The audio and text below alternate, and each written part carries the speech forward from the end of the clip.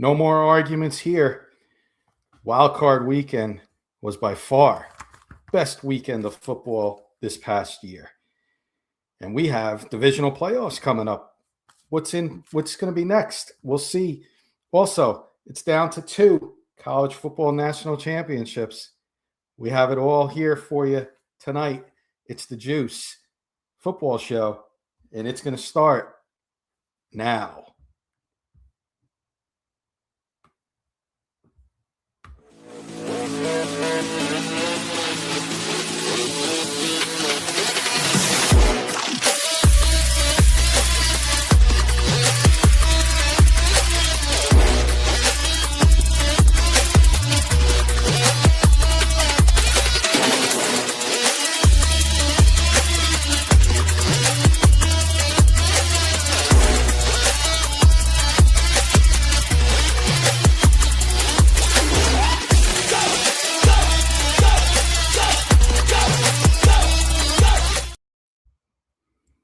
And we got some bloopers right to start the show off, Jody. We're missing our backstage people. So there we go.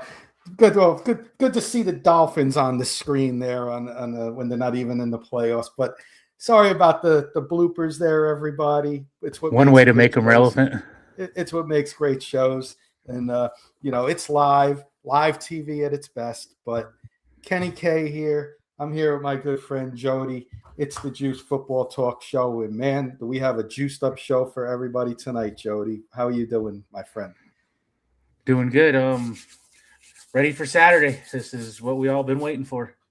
Yep. For those who don't know, Jody's a Bronco fan. I'm a Giant fan. I don't have a team invested, but I do follow the Broncos. And the main show on the Rocky Mountain Sports Network is the Denver Bronco Roundup, which does cover the Broncos. And out of the gate, our good friend Ernie Mays. Hello, Kenny K. Go Broncos country only. I got the judge with me, Ernie. So we're ready to roll. We got a lot going on. We got wild card weekend, divisional playoffs coming up. But we got to start. I got to start. I'm wearing green and orange. I may not have an NFL team invested in the playoffs, but I got a college team that I love, and they're my team, and they're going for a national title. The team that wears green and orange, Jody, the Miami Hurricanes, who are facing the Indiana Hoosiers Monday night national title game, Jody. Final 2 are here. What's your thoughts on Miami and Indiana both getting to the playoffs, their road to the playoffs? Miami's road was A&M barely get last team in. Final 2, their road to national title, Texas A&M, and then Ole Miss. So give me your thoughts on Miami. And then Indiana's road was a little less. They had to buy the overall number 1 seed, and rightfully so. Undefeated. Beat Alabama handily and beat Oregon last week handily. Yep. So give us your overall thoughts, Jody, and then we'll get a couple questions in as well, and then we'll move on to the NFL after that. I think the committee, botched it, making you the last team in. There's no reason. I mean, with their resume and stuff, they should have well been in. They botched that. They botched the whole thing. Notre Dame, Bama, Miami should have been ahead of Notre Dame, weeks ago, because they beat them head to head. But they've looked good in the playoffs. They're, Mario Cristobal, he's old school. He built that team from the inside out, like Sean Payton has with the Broncos. They have a legit O-line. They have a legit D-line, and that's where they win a lot of football games. And it doesn't help that you've got a, 25-year-old quarterback.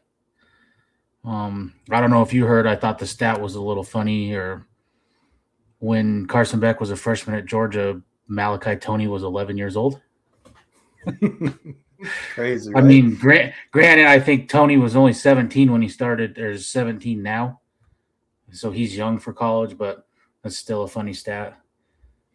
But if they can control the line of scrimmage like they've been doing, they'll be in this game. But in Indiana, that's what Signetti's done there is pretty incredible. In 2 years, taking a team with the most amount of losses like over the last 25 years, and in 1 year he had him in the playoffs, and this year he's a Big Ten champs or whatever they are, big champs now, and undefeated, and he is just steamrolling teams. Alabama. I mean, when did you ever think you would hear Indiana steamrolling Alabama in football?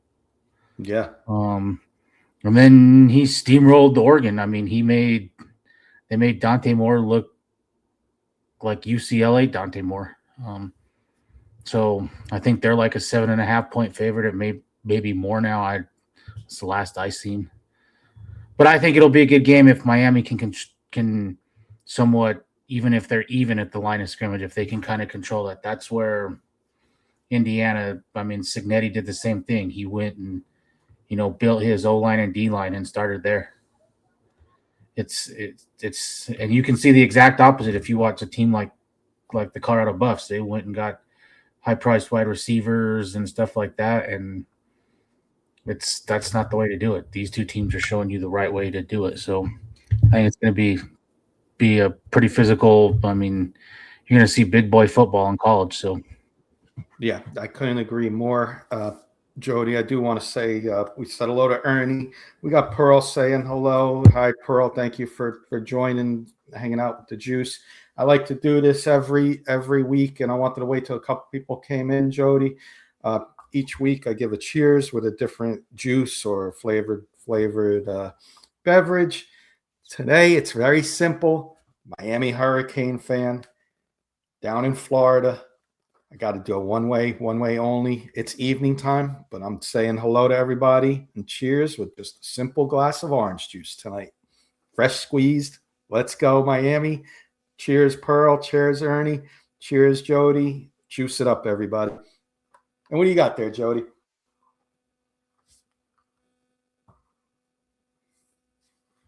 Sorry. Just a little blue and orange Gatorade for Saturday. Blue and orange. Couldn't be more excited for Saturday. This is the team I thought we were going to play, and I'm ready for it. So yeah, let's get into NFL in a second. Let's do this. And cheers to you, Miss Pearl. You nailed it. Miami, physical team. You're going to see them run the ball. I want anybody who watches the game, there's some players to watch because there's some players that are going to be in the NFL next year. Bronco fans, watch Fernando Mendoza, the quarterback for Indiana, because there's a very good chance he's going to be the quarterback for the Las Vegas Raiders next year and the number 1 overall pick in the NFL. They also have a wide receiver over there. Would not count that out for Broncos. Maybe they team him up with the Raiders and pair him up with his quarterback, and that's like a second-round talent in Elijah Surratt. And then on Miami's side of the ball, the offensive lineman, the right tackle, Francis Managua, 6'6", over 320 pounds. Cornerstone right tackle blocking. I'm excited to see if the Giants maybe look to draft him. Also on the Miami side, on the defensive side of the ball, Ruben Bain is another name to watch out for, the edge rusher. And on the other side of the ball, on the other side, rushing the quarterback, Akeem Mesidor. So some names to watch in the college football. Now, if you don't have a team invested, watch out for these players and do some scouting and see how they are, because these are going to be some good NFL players in the NFL next year. But keys to victory real quick for me, Jody. Miami has to run the ball, keep that Indiana offense off the field. Ruben Bain and Mesidor, I just mentioned them. They have to get to Fernando Mendoza. They did not against Trinidad Chambliss and Ole Miss last week. This week, they're going to have to get to them if they want a chance of beating the undefeated Hoosiers. For Indiana, it's simple. Let Mendoza ball out and let him do his thing. Let him make the throws to his guys. Offense wins this game in the 30s. If they get into the 30s, it's all over for Miami. Miami has to keep Indiana around 24 to 27 points to have a shot in this one, in my opinion. Real quick, Pearl saying she'll be working and missing the game, but I'll be listening on and off. Keep an eye out for those names. Mendoza, especially for Bronco fans, because you're going to probably see him for the next few years, twice a year. Do you think Carson Beck is an NFL quarterback? I do. Injury history. He's older, so that's going to hurt his draft stock because he's going to be 24 years old, just like Bo Nix. I was going to say it didn't hurt Bo Nix. And I've had people tell me Carson Beck reminds people. Carson Beck has a lot of similarities to Bo Nix, so that's another name to keep an eye out for. Well, Carson Beck, because I do like him. Pearl wants to know how you would rate Mendoza as a quarterback. I like him. I'm not speaking for Jody. You might have a difference of opinion. We'll get his as well. Pro ready, in my opinion. He's in a pro offense, can make the pocket throws, can also run the ball if he needs to, move the chains. Scares me, Miss Pearl, as a Miami Hurricane fan that we're facing him, because I see him make the throws. And here's a crazy stat, Jody and Pearl and everybody else listening. You get your stars as a recruit, 5-star recruits, all the way down to 1-star recruits. Miami has, I think, 32 4 or 5-star recruits. Indiana has 7. Georgia had over 50, and Oregon had in the 40s. So imagine that, 7 4 or 5-star recruits, and you are the number 1 team in the country. That tells you coaching 101 and knows his players. And he's, it doesn't mean go get the flashiest guy. Go get the guys that are built for your program and go do it that way. I want to say hello. I heard he has ahead, like Jody. Their average age for their team, I heard, was like 23 and a half. So, I mean, he's like you said, he's got a lot of older, experienced players. Their starting center, he played for Notre Dame last year. He's a grad transfer there. When he went and got and I thought I heard it on the game that they said something. He doesn't go for potential. He goes for results. So he's bringing guys in that have produced already. Not just because you're a 5-star out of high school, that doesn't mean nothing to him. He wants a guy that you may be a 0-star out of high school, but if you've produced on the field, that's who he wants. Yeah. Let's say hello to our good friend Michael Ronquillo, everybody's friend Michael Ronquillo. Good evening, Kenny and Jody on the juice. Blue and orange, blue and white hearts. Michael, you might have to throw the green and orange in there today for me, my friend. I got the college football team Miami invested this week. I'm going to cheers to you, my friend, and also Adam and Kayla. I'm going to cheers to you as well for just coming in. Got a little Florida orange juice tonight. Got to go Miami roots here. So fresh squeezed orange juice for the juice. Juice it up, my friends. Excuse me, Jody. Take over for a second. Yeah, I think this is going to be a pretty close game. I think the spread, it's a little too much for me. I think just because of Miami's O and D line, they've got big boys there. I think that's what'll keep this game close. Absolutely. Miami cannot. Miami can't turn the ball over. They, you get off to a start like Oregon did last week, a pick 6 on the first play, you're done for. You can't let that happen. Yeah, and Michael did send us 100 stars with his comment. Thank you, Michael. And there's the orange and green hearts. I got to put it on the screen, Jody. Give me the orange and green. Love it. Thanks, Michael. And Adam and Kayla saying, good evening, family. Lots going down in the sports world, that's for sure. Absolutely. Jody, let's get a quick prediction because I do want to get into the NFL. I'll go first. I'm going to be a homer. And you know what? Miami's going to be a homer too because this national championship game is in their home stadium at Hard Rock in Florida. That being said, for those people that like to keep an eye on the betting lines, the line is Indiana's favored by 7 right now. I'm going to be a homer. I've watched this Miami team throughout the playoffs. If they are going to be physical, which I think they are going to be, Cristobal is going to want to run the ball, keep that offense off the field. And here's a quick stat to think about, Jody. They are only 14 players deep total on defense that they do. So they got no rotation in their defense. Wear this defense down. Keep it close in the fourth quarter. Miami, 27. Indiana, 24.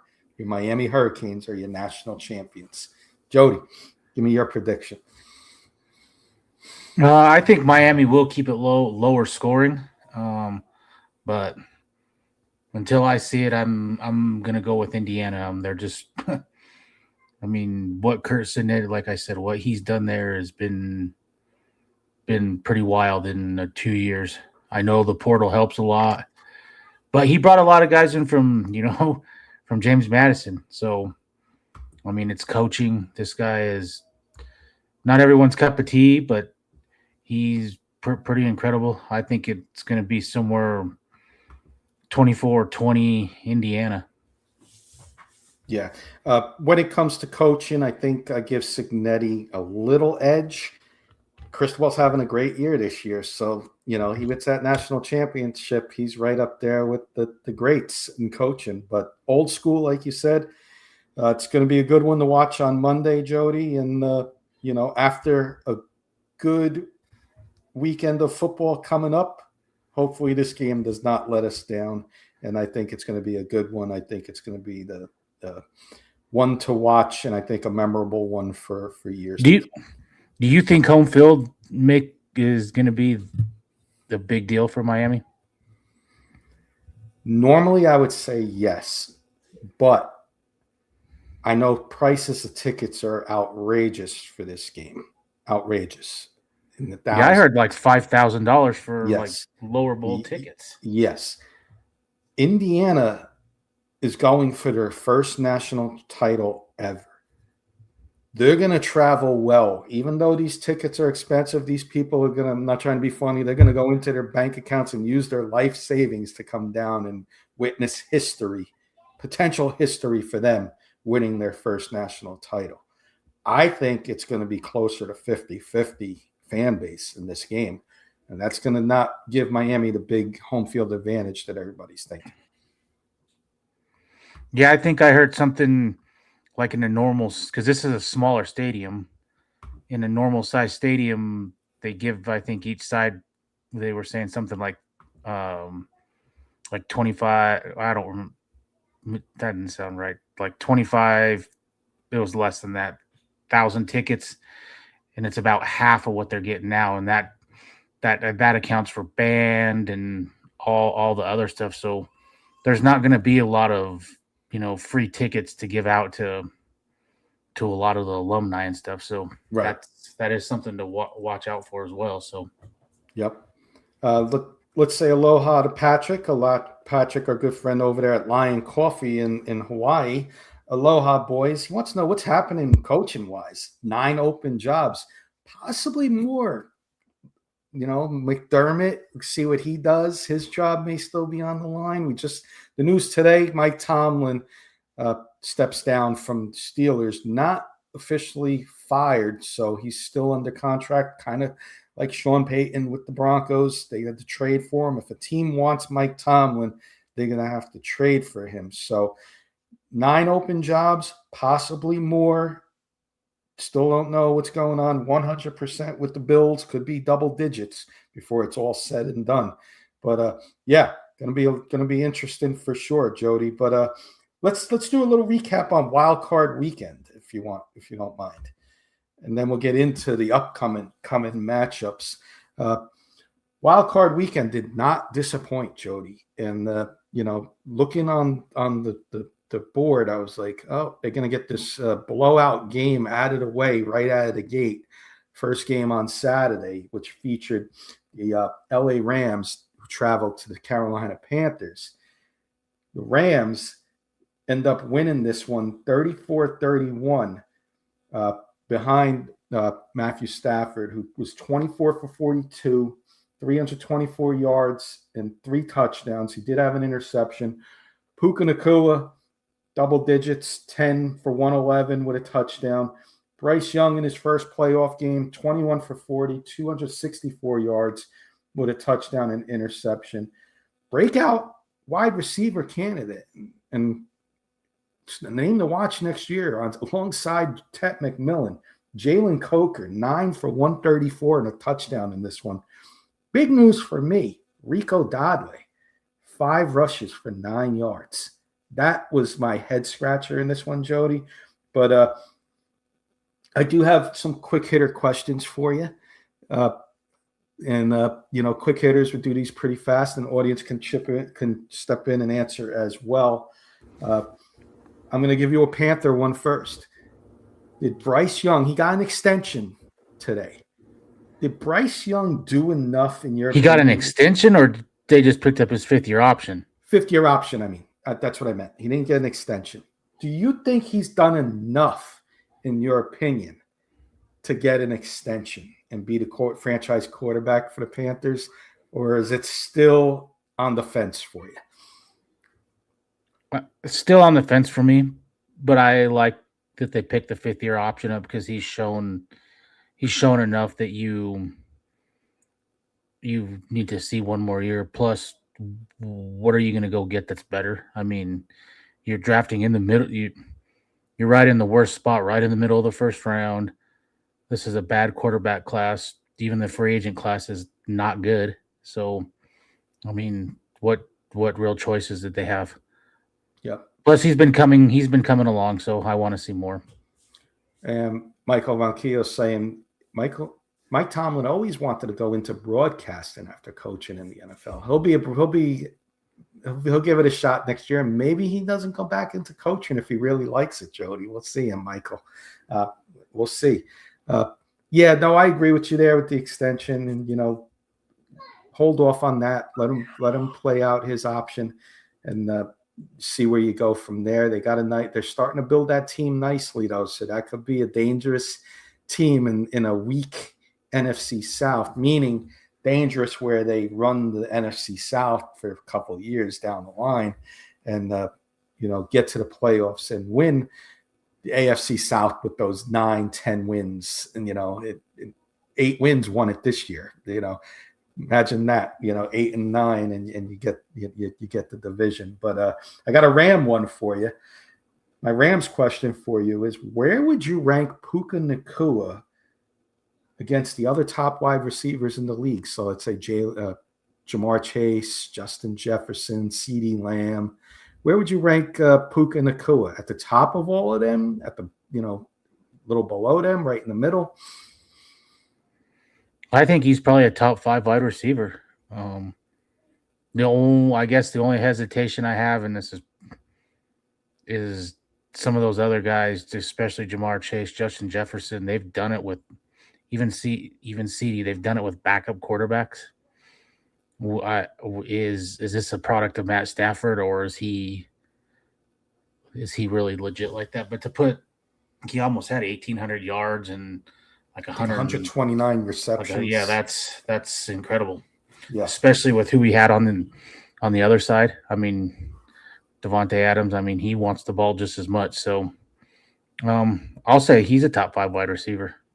Yeah, I'm with you. I might even go top 3 because of his receptions. Like, when I look at it, not just a deep threat, he's a possession receiver too. So, with Davante Adams out, he stepped up in a bigger role, and he's a true number 1. And he makes a lot of those catches on the sideline where you're toe tapping and that type of stuff. It's not just like that year Randy Moss in New England, a lot of just deep fly passes. I mean, he's doing it all over the field.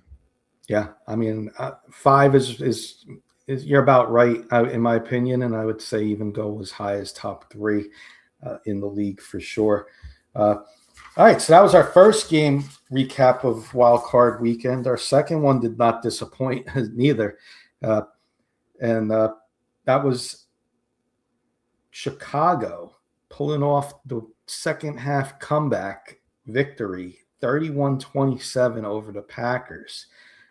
Jordan Love in the losing effort, 24 for 46, 323 yards, 4 touchdowns, all in the first half, I'll note. Romeo Dobbs, 8 for 124 with a touchdown. He had a great game.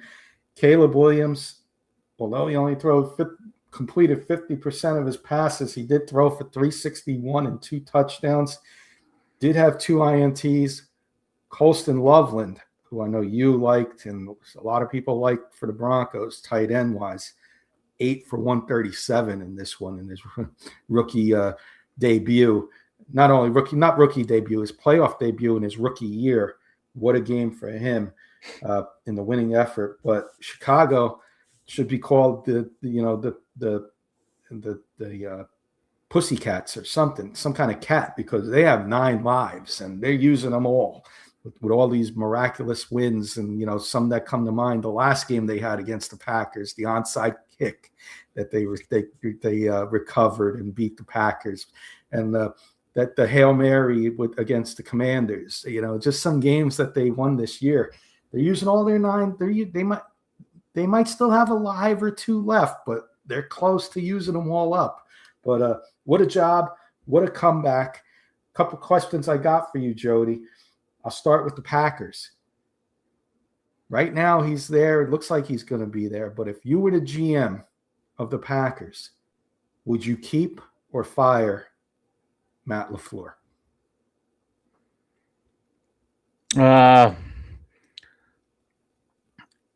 That's a hard one, but I'd probably keep him and let him develop a little more with Jordan Love. I mean, this is only their 3rd year together. And they did have a lot of injuries down the stretch, so hopefully they can fix some things. I mean, their cornerbacks are atrocious. I mean, they went out and got that's why they picked Stephon Diggs up right away. Yeah. Miss Pearl brings up a great comment here. The problem was Brandon McManus missing those field goals. He was off. Yeah, he was bad. And and the extra point missed too. They'll be in the market for another kicker. In my opinion, I hate to see it for McManus because, he was great 10 years ago in Denver during our Super Bowl run, but I don't know if it's father time or what, but he was pretty bad in that game. Yeah. And Bears question I got for you, quick hitter. How impressive was that comeback? 21-3 down at the half. Looked like they were going to get blown out of their home stadium. Come back and pitch pretty much a shutout in the second half. And how impressed were you? Simple question. Did it impress you to come back, or was like, it didn't impress me that much? Yeah, it did, because you got rookie quarterback in his first playoff start, or in his first start, Ben Johnson in his first time as a head coach. What really impressed me was that 4th down throw that Caleb Williams made. That was a big boy throw, and I'm not a Caleb Williams fan. I haven't been since college, but that was an elite throw, and that's why he went number 1 in the draft, because of that. I do want to say hello to a couple people real quick, and then we'll take our halftime intermission break. A good friend Peter Johnson from Australia. He's saying the floor has 1 more season, and thanks for tuning in, Peter. Yeah, and Adam Schefter put out that it sounds like they're working on a deal, so yep. He may need to go, in my opinion, maybe a different DC. He's got some weird people behind the scenes. I think Hackett's still there. Some guys that he may have to move on from, but no, I'm with you, Jody. I need to see. I want to see more of him and Jordan Love develop some more. So, yep. And there's Keith saying hello. Thank you. And like we said, Michael, thank you for those stars and questions and comments as well. And any comments and any questions and comments, we'll get them up on the board here. We'll answer them. I do want to take our halftime intermission break, though, Jody, and I want to mention our wonderful sponsor tonight. And she's also in the audience today, Miss Pearl, over there. Morgan Trinkets. Let me tell you a little bit about Morgan Trinkets. Morgan Trinkets is specialized in Southwest jewelry, pottery, and estate gold at wholesale prices for over 35 years. You can catch Morgan Trinkets online, Etsy, by typing Morgan Trinkets, or catch them on eBay as well at Pearl Heat. That's HEAT. Or you want, if you're in the area, go see them live. They got a couple shows coming up. Longmont Fairgrounds, Longmont, Colorado, on January 17th for the Super Duper Collectors Show, and then the Retro Show at the Longmont Fairground, January 24th. I love retro shows, by the way, so wish I was in the area. I would go check. A little closer, Colorado, I'd be over there in a second, Miss Pearl. And also one more, the Loveland Fairgrounds for the Ultimate Garage Sale on January 31st. Another catch a lot of hidden gems over there. So go check out Miss Pearl at those live events if you're in the Colorado area. And check out our amazing sponsor, Morgan Trinkets. And thank you, Miss Pearl, for all your support for all our shows here. And definitely one more time, I'll give you a little juice it up for you and everybody else out there as well. All right, Jody. So I got a couple more wild card games for you, and then we're going to go right into the divisional round. So next game I want to talk about is going to be your opponent next week as a Bronco fan, and a bunch of Bronco fans with us, and the Jacksonville Jaguars. Bills come out on victory on the road, head down to Florida. They pull out a 27-24 victory behind who I think is the best quarterback remaining in the playoffs. Josh Allen, 28 for 35, 273, 1 touchdown. He added 2 more rushing in Buffalo's version of the tush push, where they carried him for 10 yards. NFL's got to do something about this, but we'll get into that another day. But Josh Allen, 3 touchdowns. Shakir, 12 for 82 on the receiving end. On the losing end of the side of the ball, Trevor Lawrence's 3 touchdowns, 2 interceptions, 207 yards, average game at best for him. Parker Washington, another wide receiver threat for the Jaguars, comes away with 7 for 107 in this one in a losing cause. I got 2 rapid fire questions for you, quick hitters. Water for Miss Pearl. Hey, it's a beverage. Juice it up. We'll juice it up with the water.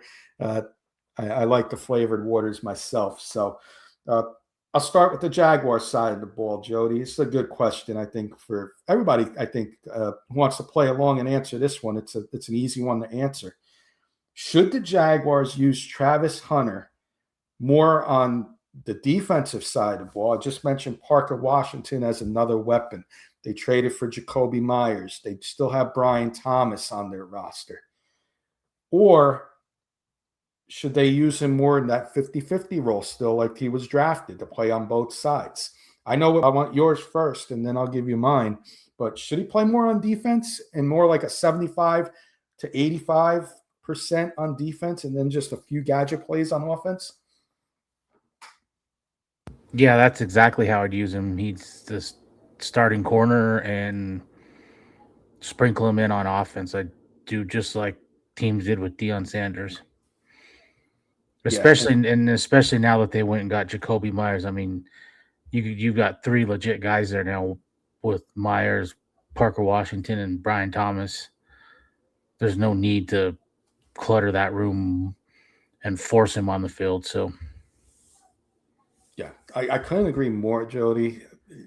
He got hurt, and that tells me something, because he's playing on, I'm not saying he got hurt because he's playing on both sides of the ball, but you got enough offensive power with now, like I said, Parker Washington coming around, Brian Thomas, and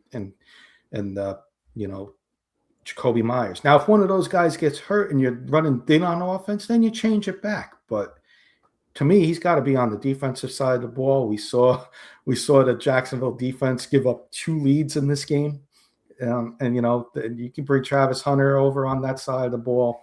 and be a lockdown safety, an island, I'm doing that. So I'm with you.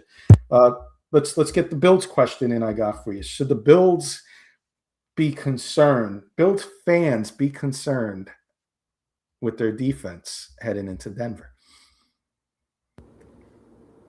I want to say yes, but the one thing Denver is inconsistent at is running the football, and that's where they're not good at.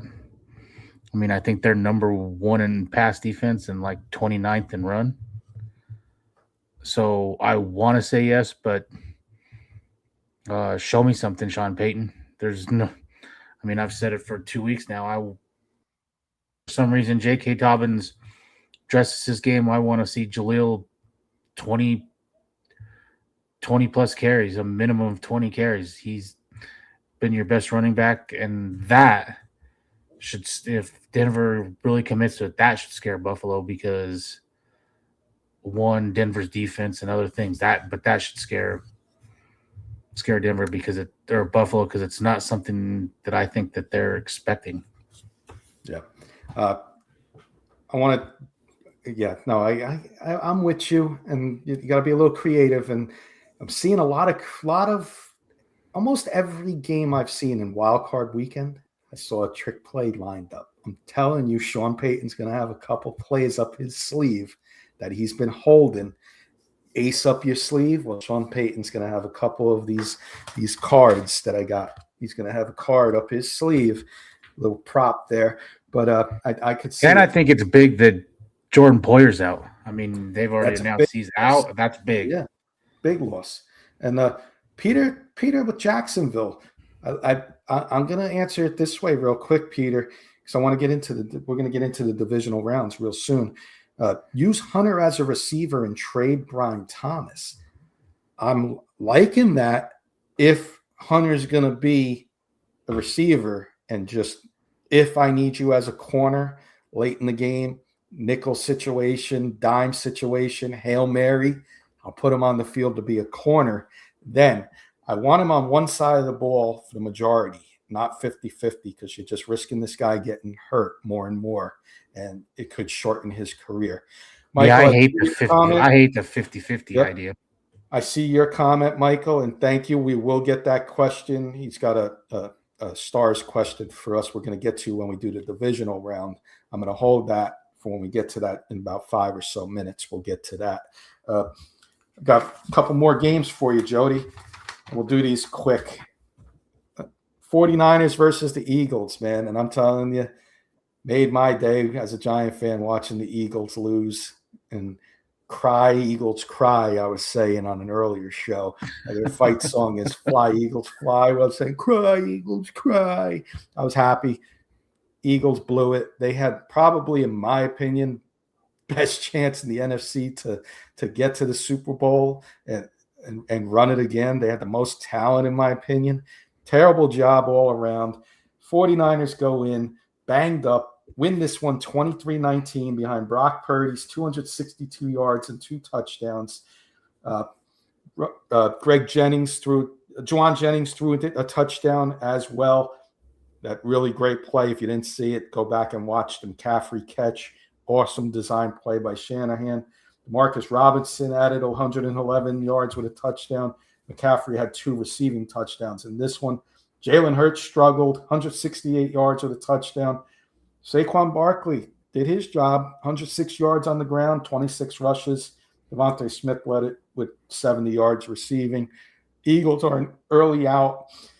I want to know, Jody, rapid fire, will the Eagles trade A.J. Brown this offseason? I don't think so, but I think they really should strongly consider it. The influence that he had over, I know their OC just got fired, but the influence that he had, Eagles have the best running back, in the way he complained to get them to throw the football. And I mean, we seen it firsthand in the Denver game. Barkley 8 carries or something the whole game. That's ridiculous. And I mean, they're getting into it on the sidelines. You Well, could it got tell him it, fired. It got him fired. and he was Offense not coordinator focused in the fired. game. I mean, he dropped that. You can't drop that third down pass. Jalen Hurts put it right there on him. You can't drop that. Yeah. I mean, so I would. I mean, he had big numbers his first 2 years there in Philly, but like I said, Philly's a running team, and you can get another receiver to put numbers up too. So Yeah, I agree. and he'll have a market, so you can get prime draft picks for him. Yep. I'm going to move on, Jody. I'm going to do these quick. I'm not going to ask pretty much a question. I'll ask a Patriots. I'm not going to ask a 49ers question. They head to Seattle this week. We're going to talk about that and these games coming up. I'm just looking at the time, so I want to pick up the pace a little bit. I got a comment from Peter I'm going to get to in a second. Patriots Chargers Sunday night game. Patriots did what they needed to do. They win a low-scoring defensive battle and take care of the Chargers 16-3. Maybe Jim Harbaugh's over. Maybe he's home thinking, maybe I should have tried against Denver. Not saying I would have beat Denver, but maybe I should have tried. Maybe get Denver out of the 1 seed, and we could have faced Denver in back-to-back weeks, and maybe not have to go to New England. I don't know. Was that the right decision? I don't know. But they lose 16-3. Justin Herbert, he didn't do much. 959 yards passing, 67 rushing. Drake May was 17 for 29 with a touchdown in this one. I want to know, Jody, is Drake May the MVP? That's my rapid fire question to you. No, I think Matt Stafford is. I'm torn. But he'll be a close second. I'm torn. Matthew Stafford did not win the NFC West. Drake May, the Bills were supposed to run away with this division. Drake May won behind Drake May, the Patriots won the AFC East. Don't be surprised if Drake May gets it, but I think they do give it to the veteran Stafford, like you said. Let's do one more game, and it was last night's game, Jody. And the Texans took care of business, and they knocked out the Steelers 30-6. It was a slow first half, not much scoring. C.J. Stroud and the Texans were turning the ball over. 21 for 32. He threw it for 1 touchdown and an interception. Woody Marks had a nice game, 112 yards, 19 carries with a touchdown. And Christian Kirk really came out. And it's good to see him because he had a lot of injury history and he had a lot of potential when he was drafted. Good to see him have a great game, 144 yards and a touchdown. On the losing side, Aaron Rodgers showed his age, 17 for 37, 146 with an interception. Question I have for you, and by the way, Michael's saying Matthew Stafford for MVP. It's going to be close. I'll give you my rapid fire one here. Is Aaron Rodgers going to retire? The news also, of course, Mike Tomlin, for those just coming in, he stepped down. Didn't get fired, stepped down from his duties. Aaron Rodgers retire, come back with the Steelers, or go to another team, Jody?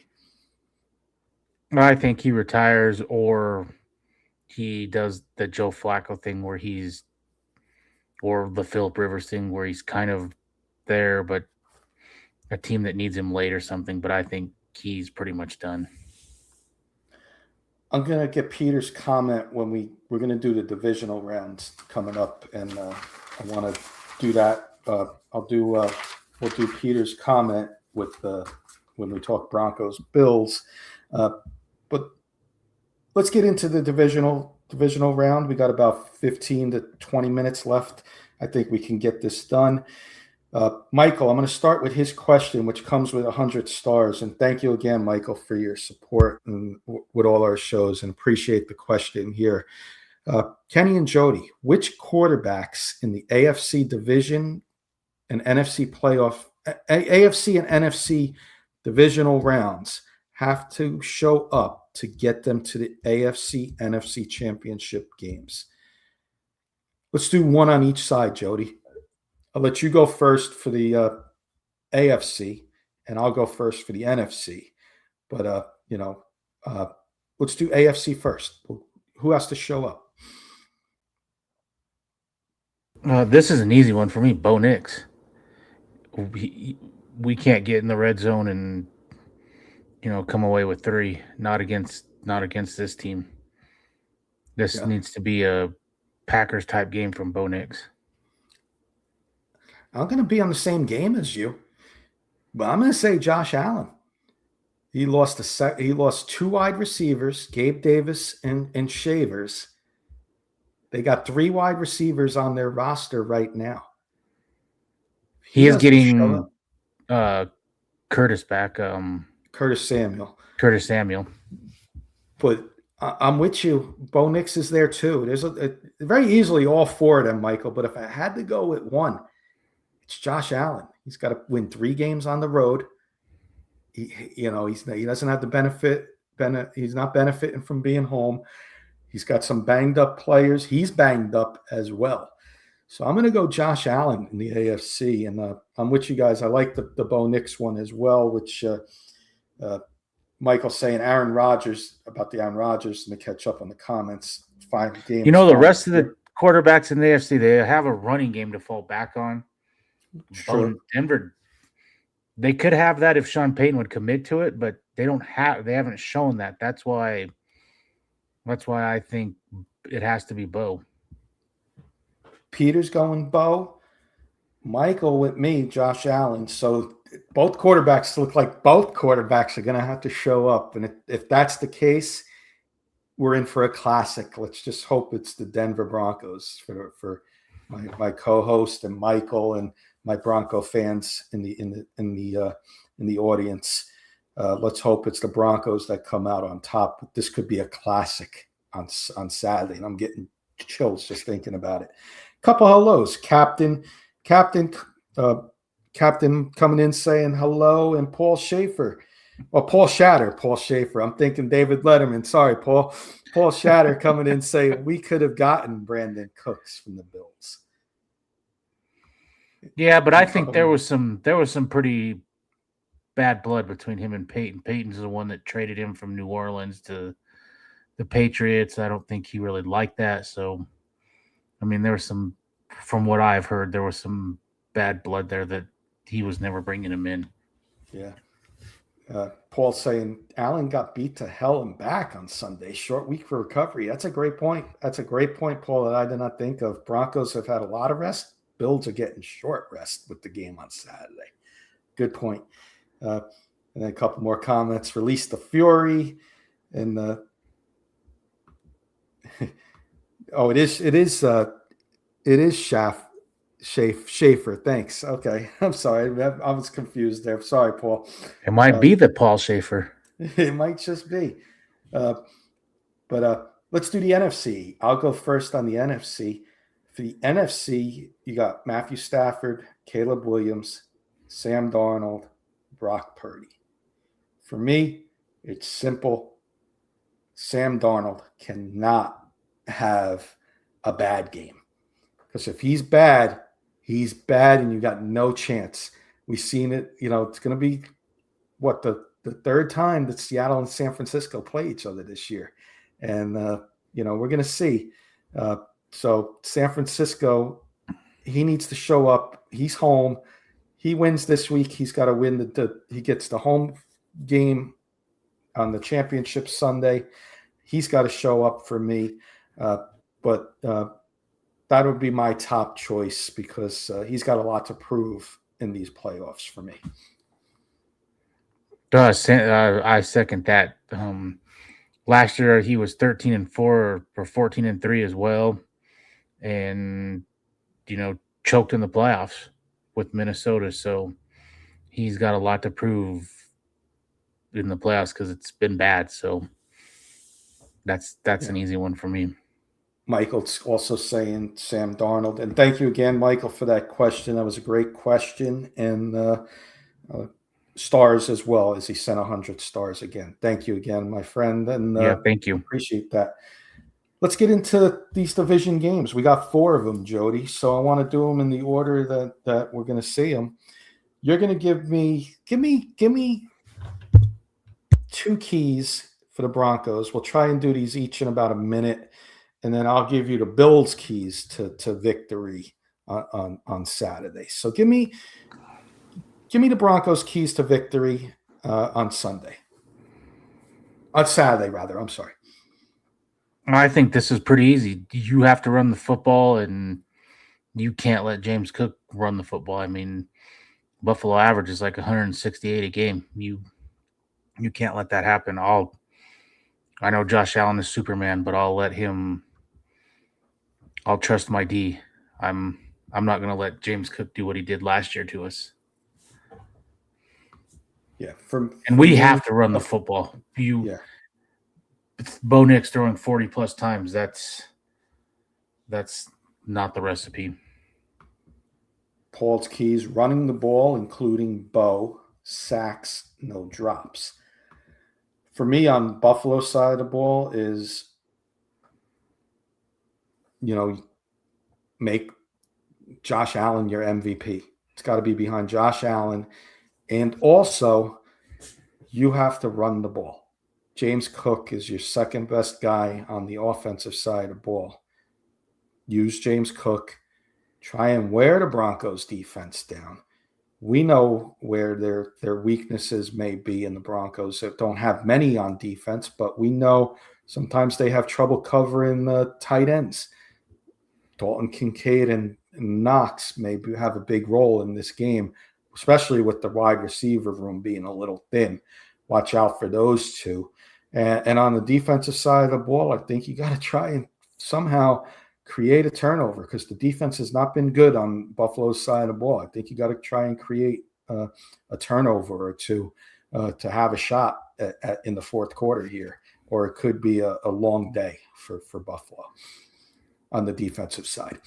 My other key that I think is super important is when you're in the red zone, you have to get touchdowns. Field goals isn't going to cut it unless your defense is just on fire, because if they're leaking just a little bit, you're toast. Because if you go 1 for 3 in the red zone and they go, 3 of 4, that you're done.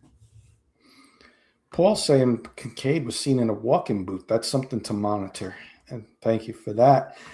Michael saying only 46 rushing yards versus the Jaguars for James Cook. They plan to stop him. And that's what Vance Joseph's probably going to game plan is too, to stop James Cook. Because does that pass game scare you with the receiving room the receivers being thin? I don't know. I don't think it would scare me too much. I would definitely look to stop James Cook first for me. I will say that this is exactly why Dre Greenlaw and Hufanga were your first two guys that you went and got in free agency last year, is because of the embarrassment of them running all over you and bullying you. Mm-hmm. And we'll see how much that impacts. It sounds like Greenlaw is going to be good to go. Hopefully those are two guys that really impact this game. And I think Greenlaw will have a chip on his shoulder because he knows why he was brought here. And this is the time to stop the run. Captain wants to mix it up, keep them off balance. Don't let them get comfortable, meaning the Broncos. Don't let the Bills get comfortable. I'm going to give you a prediction real quick, Jody. You can save yours for Saturday if you want for the Bronco pregame show, or you can do. Oh no, you're not going to be at the pregame show neither, because we're both going to. Jody's got a birthday party, his daughter's birthday. Happy birthday to your daughter, Jody. And I may have to work, so we'll see. I'm working on getting off, so we'll see. But I tried to get it. I tried to get it switched, but there was you can't switch your birthday. Yeah, she was having none of that. So no, and unfortunately, but that's all right. I'm going to give you a prediction. I'm going to give you a bold prediction. We didn't see much scoring in the Broncos versus the Chargers 2 weeks ago, right? My bold prediction: Broncos, surprisingly high-scoring game. Broncos 31, Bills 27. Broncos advance to the AFC Championship game. Jody. I'm going to go 24-21 Denver. And I have one surprising thing. Sean Payton is going to finally flip that play sheet over where it says run it, and he's going to run the football Jaleel McLaughlin will have close to 20, if not more than 20 carries, and between him and Bo, they run for 150 yards. Peter was on earlier. He didn't want to see many trick plays. He says, we're not going to need them. You're going to need one in this game. And here's my trick play, bold prediction. And I love to go bold where nobody predicts a bold prediction. So my bold prediction, RJ Harvey was a quarterback in college, right? Or turned into running back, converted to running back. RJ Harvey will throw a pass to Troy Franklin in this game. Touchdown. Hopefully it's for a touchdown. Hopefully catch them really off guard. But it's going to be the Troy Franklin on a deep vertical. There's my trick play. RJ Harvey, and you get it done. And you know, you catch them, you know, pushing everybody up, expecting the run, and there you go. You got it. Let's make it happen. But 31-27. Let's get to these other couple games, Jody, that we have listed. The AFC West, we talked about the AFC Broncos Bills. We got an NFC West matchup. Third time they're facing each other. The 1 seed Seattle Seahawks versus the 6 seed San Francisco 49ers up in Seattle. Jody, I'll give you the 49ers keys to victory, and you give me Seattle. For me, 49ers are banged up. George Kittle's now banged up. Ricky Pearsall's banged up. On the offensive side, they are limping into this Seattle stadium, which is going to be on fire. It's one of the hardest places to win. How do you get that crowd out of the game? Comes down to one guy and one guy only. Christian McCaffrey's got to be the MVP he was a couple years ago in this game. And key to victory, McCaffrey. Somebody else, you know, you gotta get McCaffrey involved, and like Shanahan did against the Eagles. Find ways to get him in the end zone and make it happen. And on the defensive side of the ball, hold them to field goals. Make Darnold make a mistake or two, and somehow stop Jackson Smith-Njigba, because he is, when we talk about top receivers in the NFL, you got to put him in the mix too. So make Darnold, force Darnold to make a mistake or two, make him uncomfortable, and the 49ers can maybe come away with an upset victory in this one. Yeah, you said somebody else besides Christian McCaffrey. At this point, I don't know that there is anyone else. They are just so banged up. This is why in my Kyle Shanahan, he's coach of the year. What he's done there with the amount of guys hurt and on IR is incredible. But I think get Kenneth Walker going. Mike McDonald, he's got an elite defense over there. I think the storybook story comes to an end for 49ers. They're just too banged up. Yeah, and then that's the thing. Like they got the victory last week. How many weeks can they do this? So we'll see. I got a score in this one, Jody. 49ers are going to come to play, but I think it's going to come down to which defense comes up with that one big play in this game. And I think it's going to be Seattle's. And I'm going 20-16. Seattle in this one gets the late fourth quarter fumble or interception in this one, and that's the difference. For me, I think it's going to be close for a while, but I think Seattle, will wear on them, and as banged up as San Francisco is, at the end, I see something like 28-18, 28-17, some close for a while, but they, kind of put it away late, and Sanford, they're just so banged up. I haven't seen a team this banged up in a long time. Yeah. Let's get to a couple comments here. Michael, prediction, Broncos 28, Bills 24. Paul wants to see 5-6 Wildcat plays. Yes, bold. All in the timing for the trick play. Absolutely, Captain. Fake punt would be good for this game. You haven't seen many of those. That's another good option. Michael has a bold prediction. Cortland Sutton passing a touchdown to Bo Nix as the Broncos special play like Foles had with the Eagles in their Super Bowl championship game. He's calling it the Broncos special.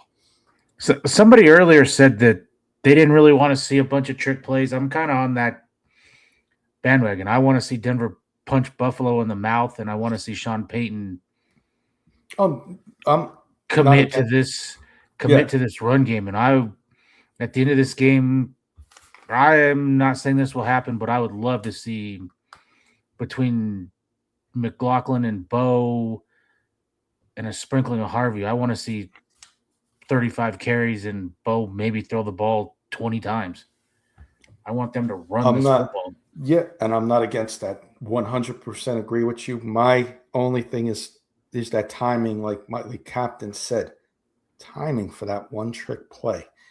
You saw what San Francisco did against the Eagles on that trick play.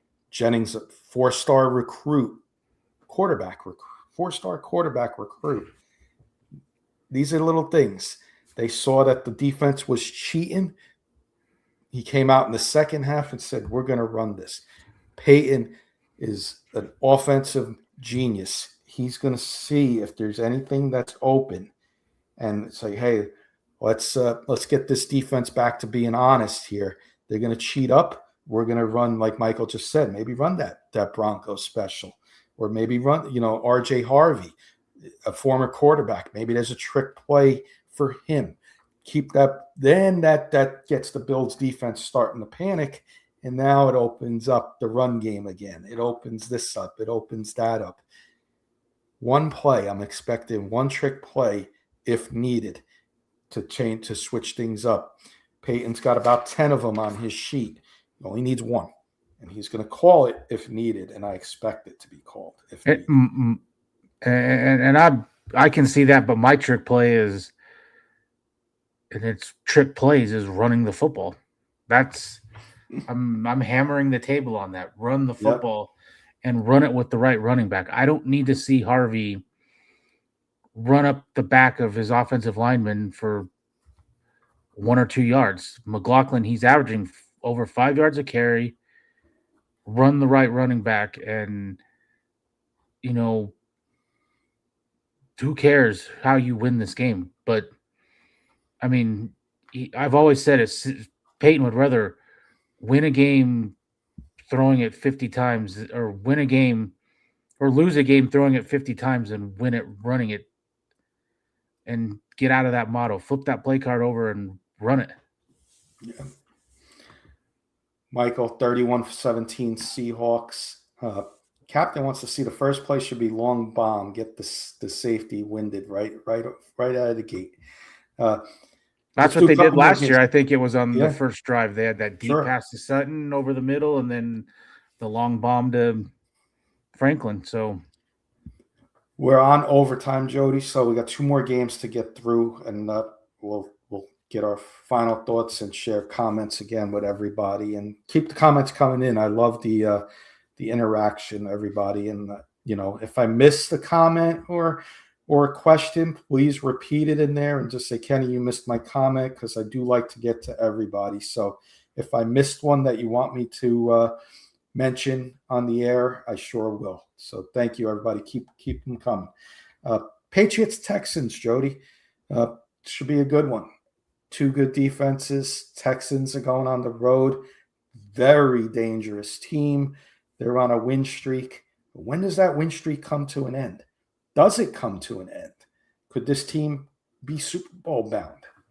I don't know yet, but I'm going to get your keys for the Patriots in this one, and then I'm going to give you a couple keys for the Texans.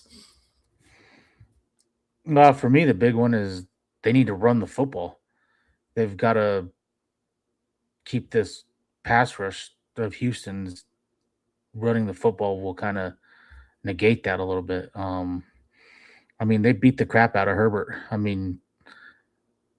Greg Roman did him no favors not moving the pocket or getting him out of the pocket or anything. But if Drake May is just going to stand back there in the pocket and they don't move him around, this is an elite pass rush. So you got to run the football and kind of eliminate that pass rush. For me, on the Texans side of the ball, offense, you may have found your running back. They pounded the ball through the middle with Woody Marks. And if they can get Woody Marks going again in this one, they might just pull off the road upset against the Patriots. On the defensive side of the ball, it's simple. You sound like a broken record with all these teams, but these teams are very similar. The Broncos, the Texans, the Patriots. A lot of good defenses in these playoffs. Seattle, you got to get to Drake May, force him to make a mistake or two in this one. You're on the road. If you can get the crowd out of the game, take care of that.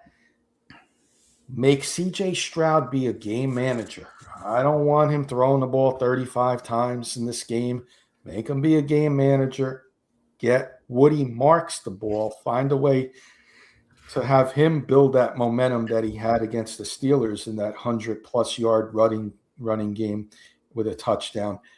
Build off of that effort, and you might be able to pull the road upset off like Michael's going 24-20. Kenny's going a little lower, Michael, but I'm going Texans as well. And they will be on the road, and possibly on the road, because if they could also be home if Buffalo was to win. Texans 16-13 in this one, Jody. I will throw one other key out there. If New England happens to get up early, C.J. Stroud, he has got to be better against the blitz. You blitz him, and there's a turnover machine back there. So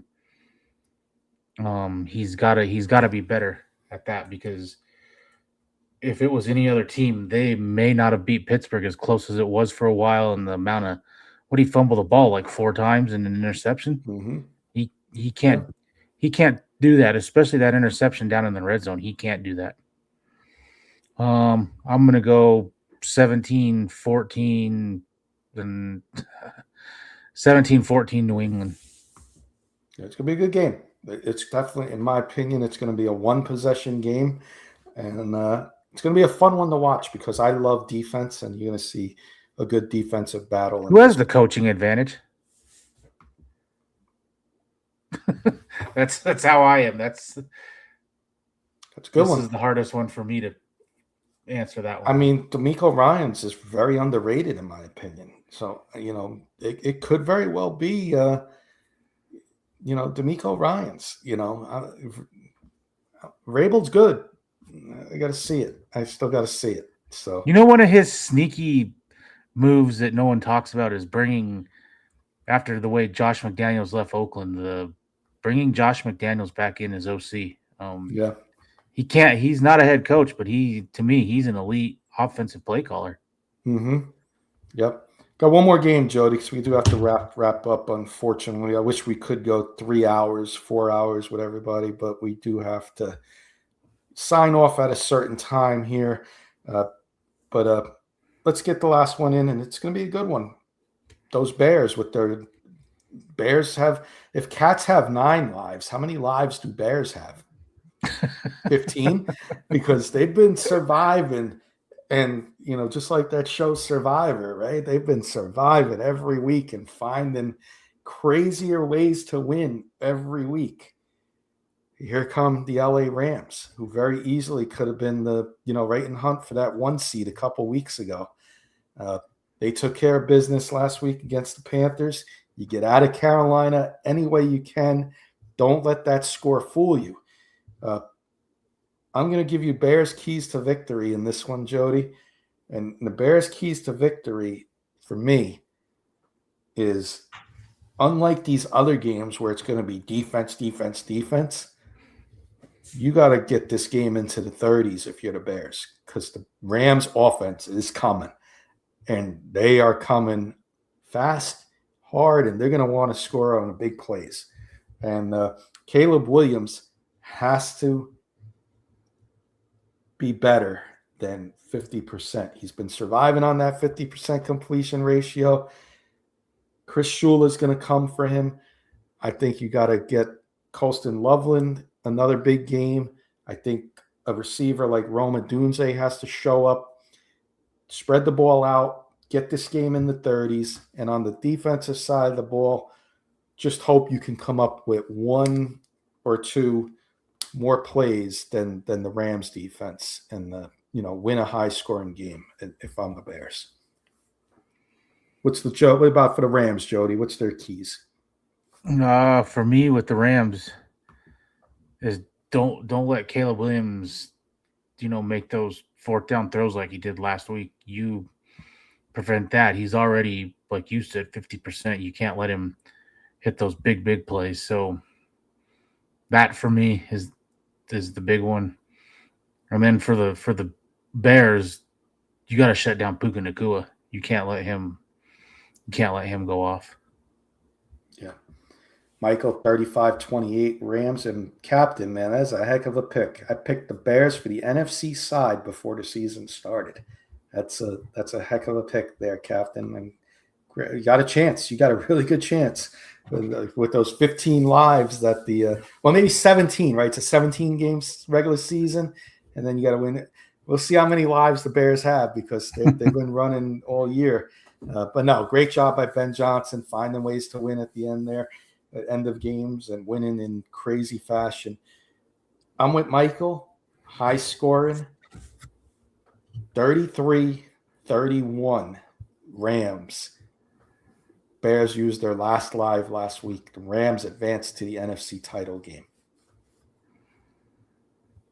I was going to go 33-30 Rams. I picked them before the playoffs. I kind of picked them all year. They've kind of looked suspect the last 4 or 5 weeks, really getting into the playoffs. Hopefully they figure something out. But I expect it to be high scoring. Yeah. But I will trust Matt Stafford over Caleb Williams. So 33-30 Rams. And last real quick one for me with Matthew Stafford. Somebody said to me, oh, but what about if it's cold? It's the Windy City in Chicago. Stafford played with the Lions many years and traveled to Chicago and Green Bay every single year. He can quarterback in these elements if the elements become a factor. He can quarterback in this game. Elements will not bother Matthew Stafford. And Captain saying, guess who for the AFC? You didn't pick the Chiefs, did you? I'm kidding. I know you're a Bronco fan there, Captain. And, you may have the Super Bowl if it's Bears in Denver, man. That's great. But, Jody, unfortunately, we have to get out of here. I do want to thank you for coming on with me once again. I love doing this show with you each week on the Juice. I'll get your final thoughts. I'm going to give you the final words tonight, but I do want to thank our audience. Michael, I want to thank you for giving us stars. Pearl Morgan Trinkets, thank you for being our wonderful sponsor. Captain's in there. Paul, some others that came on earlier was, I'm trying to find them earlier. Peter, of course, Peter out there in Australia. Thank you for hanging out with us. A lot of people. Keith was in there to say hello. Patrick, aloha. Adam, Ernie, Pearl, like I said, and many others that are going to watch and check us out. Love the support. You have anything you want us to talk about on here, please share it in the comments. Share it to whoever. This is an all football show. It's a talk show. We'll talk about anything. So you want to give us ideas? You want to hear something for us to talk about? We'll do it. Interaction's the best. That's what I love about this show. And of course, one more time, I'm going to juice it up for everybody. And go Hurricanes on Monday. I got a team and I got some exciting football to watch. Go Canes. Jody, final thoughts, and we're going to sign off. Well, I'll make this quick. Sean Payton, leave your ego at the front door of the stadium and run the football. Please run the football. And run it with the right running back. The numbers are right there. They're pretty clear. Jalil's the guy that you need to run the football with unless some magic happens and Dobbins plays, which it looks like it's not going to happen, but run the football. You've got 2 all-pro linemen, first-team all-pros on your O-line, so run the football. That's where it starts for me. And then I trust our D. And I'm excited. I hope everyone else is, because this has been a heck of a ride, and I don't want to see it end Saturday. So, absolutely. Thank you, everybody. We'll see everybody next Tuesday. Check out Denver Bronco Roundup. We'll be on tomorrow night. You're on tomorrow night, right, Jody? Yep. All right. Check everybody. Check out Denver Bronco Roundup. Go time. on Rocky Mountain Sports Network. We have all the listings of our shows on there. Thank you all for the support, and we'll see everybody next time.